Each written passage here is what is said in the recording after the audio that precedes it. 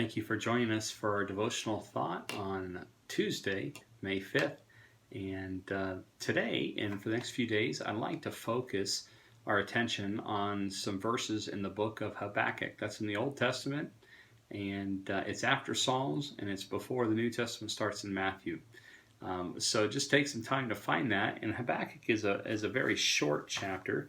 It's only three chapters long. And I'd like to read the last two verses of the book and then springboard from there. In Habakkuk chapter 3, verses 18 and 19, the prophet Habakkuk says, "Yet I will rejoice in the Lord. I will joy in the God of my salvation. And the Lord God is my strength, and he will make my hinds feet, and he will make me to walk upon mine high places, to the chief singer on my stringed instruments." And you get the idea, at least from the onset of these two verses, that Habakkuk is rejoicing and that Habakkuk is praising God. I think there's a key word there, and that is the word "yet." You see, the first main part of the book, all the way to these last two verses, Habakkuk is really struggling. You see, in the nation of Israel at that time, you got the two divided kingdoms, the northern and the southern kingdom. And in the southern kingdom, King Jehoiakim, the king of Judah, had led Judah away from God in idolatry. And because of that, God was judging Judah. As a matter of fact, he was using an enemy to bring judgment, and Habakkuk was really struggling with that. He couldn't understand why God was using a wicked heathen nation to bring punishment and judgment to Judah. He thought far better it would be just for God to judge them instead of using a heathen power to do so. And so as Habakkuk is questioning, and as he is giving reasons and almost even arguing with God, at the conclusion of the book, he says, "Yet I will rejoice in the Lord. I will joy in the God of my salvation." And so although circumstances in Habakkuk and the kingdom of Judah's lives were not favorable, they were very adverse, Habakkuk was making a decision that he would still be thankful anyways. And so the devotional thought for the next few days is entitled, "Thankful Anyways." If we look back at our history, 102 pilgrims came to the Americas in 1620. 56 in that first year died of starvation, disease, and the cold weather. In 1621, there were simply 46 pilgrims and 91 Indians, and they met together and they offered thanks for bountiful harvests and for the preservation of their lives. Now these pilgrims had every reason to be upset, discouraged, and depressed, but yet they chose to be thankful anyways. And Habakkuk, in the book of Habakkuk, he had many reasons to be upset and discouraged and depressed and defeated, but yet he chose to be thankful anyways. And so in your life and my life, regardless of where we're at, I want to encourage you to be thankful anyways.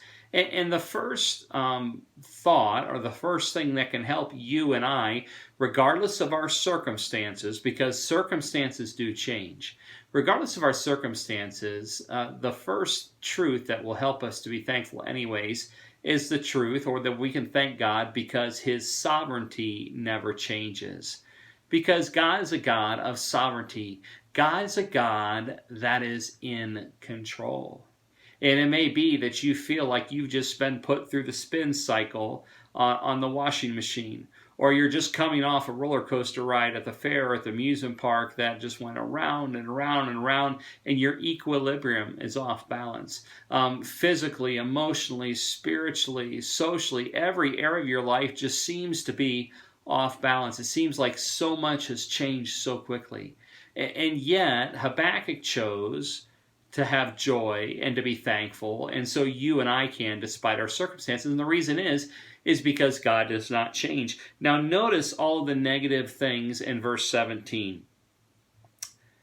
Habakkuk says this, "Although the fig tree shall not blossom, neither shall the fruit be in the vines, The labor of the olive shall fail, and the field shall yield no meat. The flock shall be cut off from the fold, and there shall be no herd in the stalls. Doesn't sound like many good, positive things are happening. Matter of fact, in the harvest field and the livestock, bad things are happening, or continue to happen.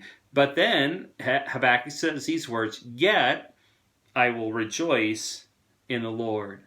Why could he still rejoice in the Lord, although all of these negative things were happening and everything before his eyes, before the kingdom of Judah was changing? How could he still be thankful anyways? It's because of his sovereign God. He says, and again in verse 18, "Yet I will rejoice in the Lord."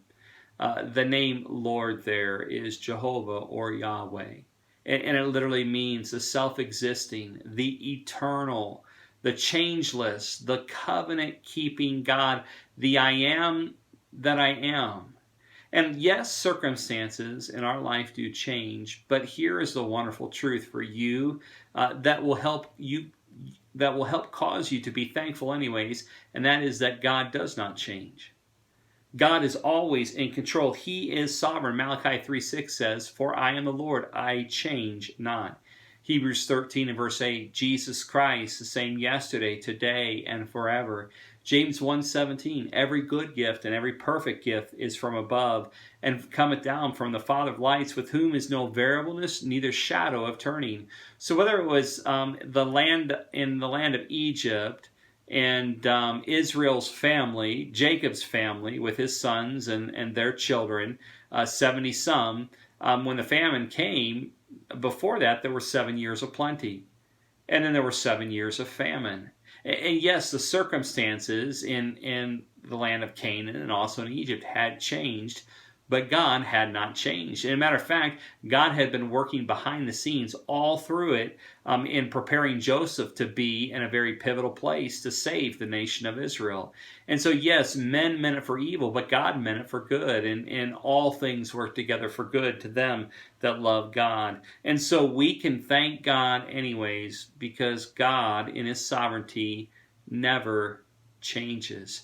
I may not be able to be thankful and rejoice in my situation, but I can always be thankful and rejoice in my sovereign Lord, the one who is always in control. And Habakkuk was facing a very dim look upon life and upon the kingdom of Judah, but yet he looked to the Lord who is always the same, Jehovah.